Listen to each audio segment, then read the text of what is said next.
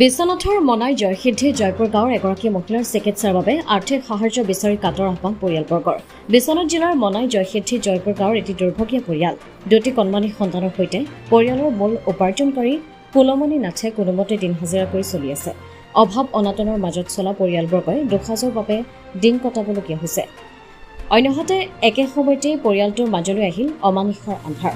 এই আন্ধাৰে যেন বাৰুকৈ গ্ৰাস কৰি গৈছে পৰিয়ালটোক। কণমানি শিশু দুটিৰ মাতৃ এক জটিল ৰোগত আক্ৰান্ত হৈ আছে। দীৰ্ঘদিন ধৰি মাকৰ মৰমৰ পৰা বঞ্চিত কণমানিৰ সন্তানটিৰ মুখলৈ চালে হয়তোবা আপোনাৰো সেমেকি উঠিব চকু পানী। সন্তান দুটিৰ নিঃসহায় মুখে যেন ক'ব বিচাৰে, মোৰ মায়ে যেন এটি জটিল ৰোগৰ পৰা সোনকালে সুস্থ হৈ উঠক। শিশুৰ অবুজ মনেও ফুটি উঠা আশা এটি লৈ নীৰৱে ৰাইজৰ মুখলৈ চাই ৰয় সকলোভাৱে। মনৰ নিভৃত কোণৰ পৰা যেন আকুল আহ্বান জনাই, মোৰ মাক যেন সকলোৱে সহায় কৰি সুস্থ কৰি তোলক। দুৰ্ভগীয়া কুলমণি নাথেও উপায়বিহীন হৈ আছে। সন্তান দুটিৰ বেৱৰ্ণ হৈ পৰা মুখলৈ চাই বিবুদ্ধিত পৰি এইদৰে চিকিৎসা কৰিব নোৱাৰি কোনোমতে কটাই আছে দিন। আৰ্থিক দৈন্যতাত ভোগা কুলমণি নাথে চিকিৎসা কৰিব পৰা নাই তেওঁৰ নিজ পত্নীক। আজি এবছৰ ধৰি এক জটিল ৰোগত আক্ৰান্ত হৈ আছে দুৰ্ভগীয়া কুলমণি নাথৰ পত্নী ৰিজু দেৱী। চিকিৎসাৰ অভাৱত এতিয়া দিনক দিনে অৱনতিৰ দিশে ৰিজু দেৱী। ৰাইজৰ সহযোগত কোনোমতে তেজপুৰ চিকিৎসা মহাবিদ্যালয়ত ভৰ্তি কৰাই পৰৱৰ্তী সময়ত উন্নত চিকিৎসাৰ বাবে গুৱাহাটীৰ বি বৰুৱা কেঞ্চাৰ ইনষ্টিটিউটত চিকিৎসাধীন হৈ আছিল। যদিও অৰ্থৰ সংকটত পুনৰ ঘৰলৈ লৈ অহা হ'ল ৰোগীগৰাকীক।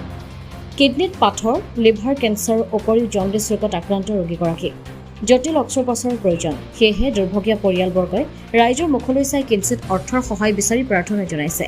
কণমানিৰ পিতৃয়ে স্থানীয় বিধায়ক প্ৰমোদ বৰঠাকুৰ, মুখ্যমন্ত্ৰী ড হিমন্ত বিশ্ব শৰ্মাৰ ওচৰতো চিকিৎসাৰ সহায় সুবিধা কৰি দিয়াৰ বাবে কাটৰ অনুৰোধ জনায়। সেয়েহে কোনো সদাশয় ব্যক্তি, দল সংগঠন অথবা অনুষ্ঠান প্ৰতিষ্ঠানে সাহায্য দিব বিচাৰিলে স্ক্ৰীনত উল্লেখ কৰা QR কোড অথবা নম্বৰত যোগাযোগ কৰি জিপেৰ সহায়তো আপোনালোকে এই ধন আগবঢ়াব পাৰিব। আপোনাৰ কিঞ্চিত সহায় সহযোগিতাই হয়তোবা সুস্থ হৈ উঠিব কণমানিৰ মাতৃগৰাকী। কওকচোন কি হৈছিলে? মোৰ মানুহজনী আজি এবছৰ 1.5 বছৰৰ পৰা অসুখীয়া হৈ আছে।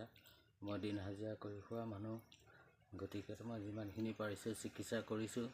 এতিয়া মই নোৱাৰা হোৱাত বিধায়কৰ পৰা সহায় বিচাৰি গ'লোঁ, পোৱা নাই। ৰাইজৰ পৰা সহায় বিচাৰি মই এই আপোনালোকৰ নিউজৰ আগত মই ক'বলৈ বাধ্য হৈছোঁ। মোৰ মানুহজনীৰ কাৰণে যাতে সহায় কৰে, সেইবাবে মই নিউজৰ সন্মুখত ক'বলগীয়া হৈছে। আপোনাৰ মানুহজনীৰ কি হৈছিলে? মোৰ মানুহজনী কিডনীত পাথৰ হৈছিলে প্ৰথম। তাৰ পৰা দেখিলোঁ এতিয়া লাহে লাহে 2-3টা বেমাৰলৈ বাগৰি দিলে মোৰ চিকিৎসা কৰা অসুবিধাৰ কাৰণে। এতিয়া কেঞ্চাৰ হ'ল।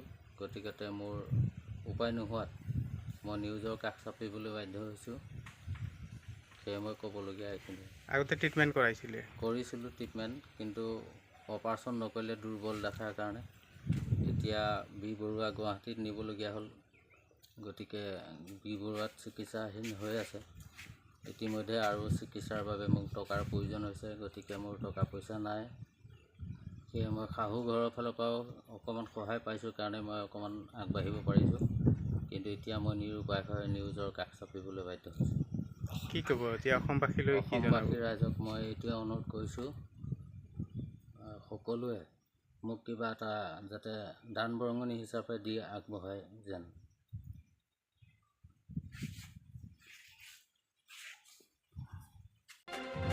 বিশ্বনাথৰ পৰা ৰমেশ চন্দ্ৰ চৰণৰ ৰিপৰ্ট, অমৃত নিউজ 24/7।